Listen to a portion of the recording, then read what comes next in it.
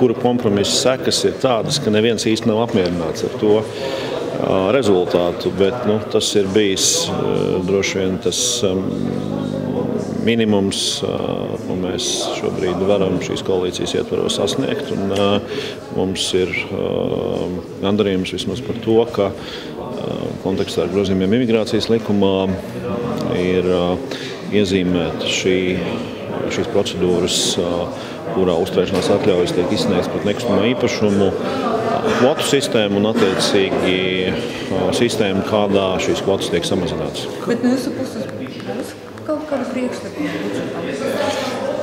No mūsu puses būs priekšlikumi. Mēs esam diskutējuši arī vakar frakcijas sēdē par to.